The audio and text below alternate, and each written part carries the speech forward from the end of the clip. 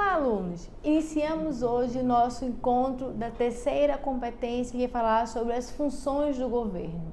Apenas lembrando, a economia tem 4 agentes econômicos. O agente econômico família, o agente econômico empresa, o agente econômico governo e o agente econômico resto do mundo. Nós começamos a falar um pouco sobre as funções do governo já na primeira competência.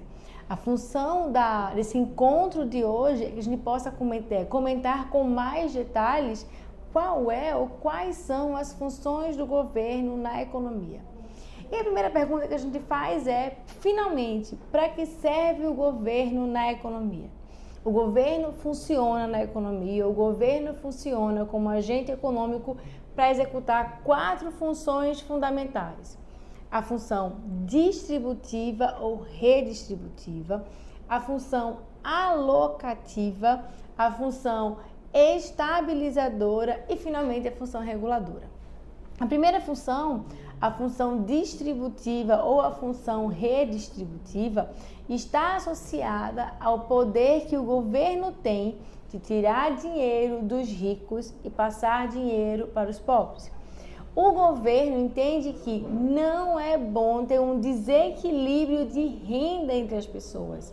Ou seja, o governo pensa que não é bom ter uma pessoa com R$ 999, enquanto existe uma pessoa com apenas R$1. O ideal é que nós tenhamos 2 pessoas recebendo em média R$500. Isso seria uma economia mais equilibrada. Para fazer a função distributiva, para fazer a função redistributiva, o governo tem 2 instrumentos fundamentais. O instrumento número 1 são os gastos do governo e o instrumento número 2 são os impostos. Como é que funcionam os gastos do governo? O governo, toda vez que vê um desequilíbrio, ele vai passar a dar mais recursos para as pessoas com menos dinheiro. Isso pode ser feito diretamente, como acontece hoje com Bolsa Família. Você recebe um recurso diretamente no seu nome. Ou isso pode acontecer indiretamente, como, por exemplo, as bolsas do ProUni. Aquela bolsa, ela está direcionada para o seu CPF, por exemplo. Mas, para poder pagar isso, o que o governo faz? O governo implementa tributos, o governo cobra impostos da população. E onde estão esses impostos? Esses impostos estão nos bens, nos produtos que nós compramos. Toda vez que nós compramos produtos, nós estamos pagando um percentual daquele preço para o governo.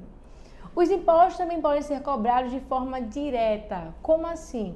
Os impostos podem ser cobrados diretamente no patrimônio das pessoas.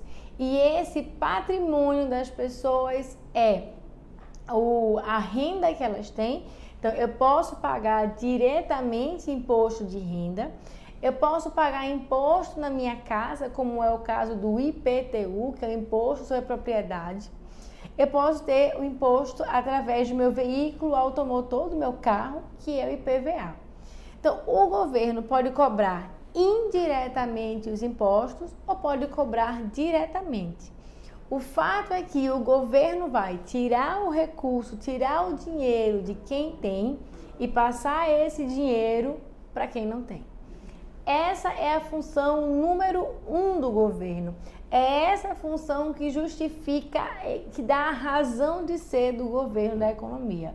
Mas ela não é a única função. Existe uma segunda função, que é a função alocativa.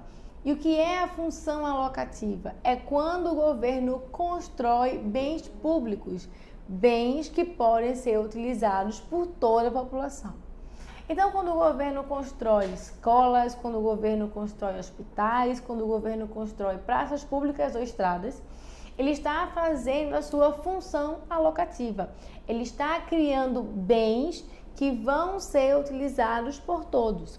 Vejam que existe uma diferença entre a função alocativa e a função distributiva.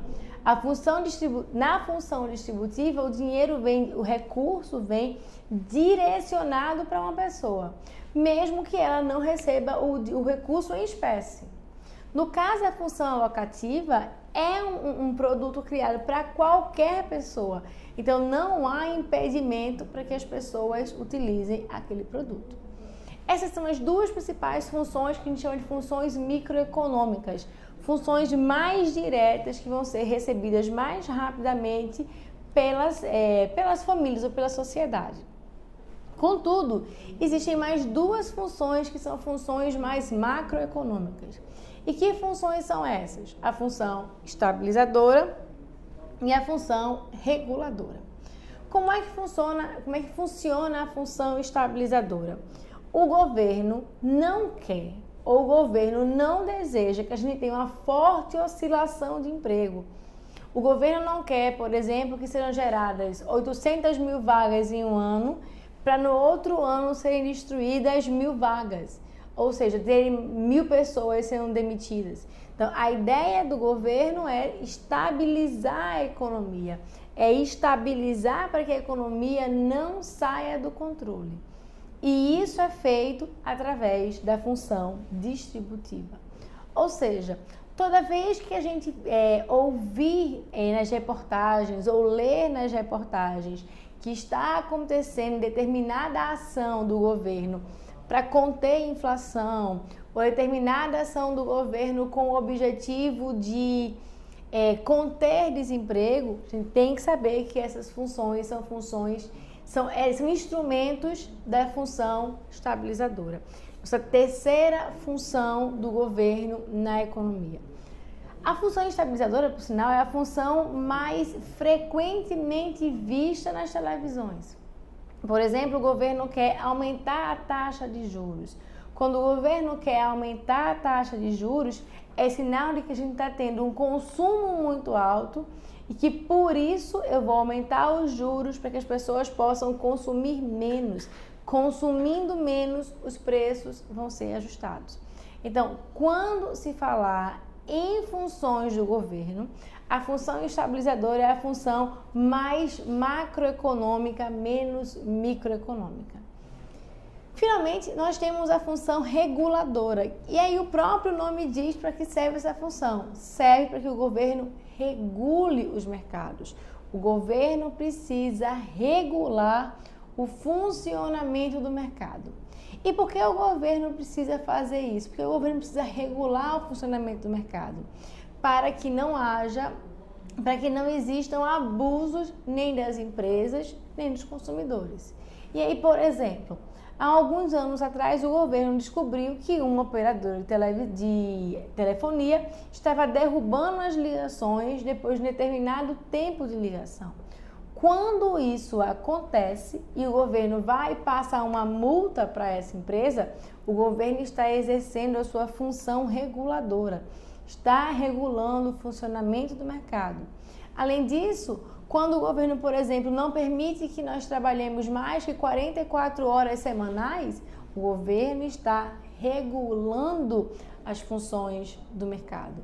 O governo está regulando para que os trabalhadores não sejam explorados, por exemplo. Então, quando se falar em governo, a gente vai lembrar das 4 funções. Função distributiva, tirar dos ricos, passar para os pobres. Função alocativa, criar bens públicos que podem ser consumidos por quaisquer pessoas. O governo pode gerar a função estabilizadora, que é a função associada a equilibrar os indicadores macroeconômicos.